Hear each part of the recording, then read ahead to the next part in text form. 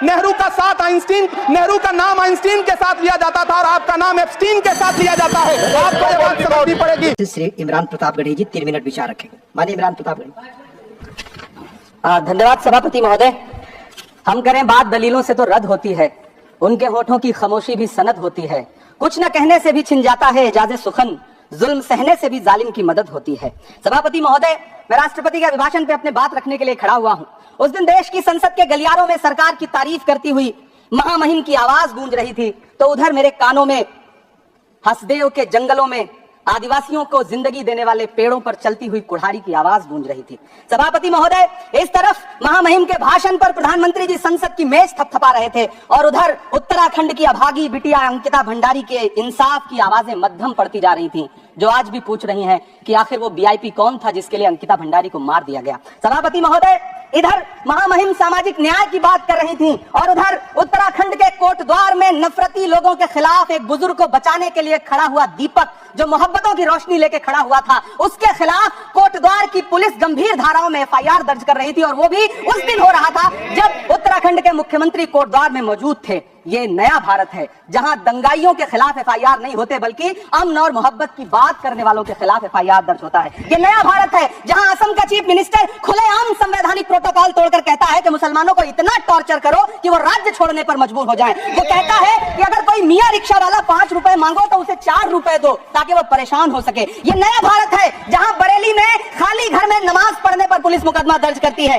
ये नया भारत है जहां क्रिसमस की तैयारी करते हुए ईसाइयों पर सरकार मुकदमा दर्ज करती है। ये नया भारत है जहां जम्मू कश्मीर में नीट का एग्जाम क्वालिफाई करने वाले 50 बच्चों में अगर 42 मुसलमान होते हैं तो फिर मेडिकल कॉलेज की मान्यता ही रद्द होती है और जश्न मनाया जाता है। महामहिम राष्ट्रपति का भाषण में सुन रहा था, सर ये नया भारत है जहां मध्य प्रदेश के बैतूल में बच्चों के स्कूल बनवा रहे मोहम्मद नईम का घर स्कूल इसलिए तोड़वा दिया जाता है क्योंकि वो स्कूल बनवा रहे थे। ये नया भारत है जहां कोर्ट का स्टे होने के बावजूद बनारस की दाल मंडी में सैकड़ों दुकानें तोड़ी जा रही हैं क्योंकि रास्ता चौड़ा करना है। सभापति महोदय, मैं आपसे कहना चाहता हूं कि जो पीढ़ी अपने बुजुर्गों को गाली देती है उसके साथ कभी इंसाफ करती है। आज इंदिरा जी और नेहरू को गाली देते हैं, नेहरू को छोटा नहीं कर पाएंगे।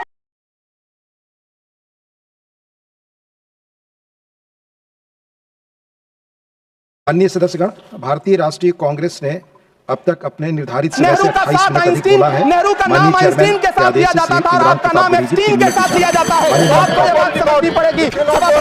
धन्यवाद सभापति महोदय। हम करें बात दलीलों से तो रद्द होती है, उनके होठों की खामोशी भी सनद होती है। कुछ न कहने से भी छिन जाता है एजाज़े सुखन, जुल्म सहने से भी जालिम की मदद होती है। सभापति महोदय, मैं राष्ट्रपति के अभिभाषण पे अपने बात रखने के लिए खड़ा हुआ हूं।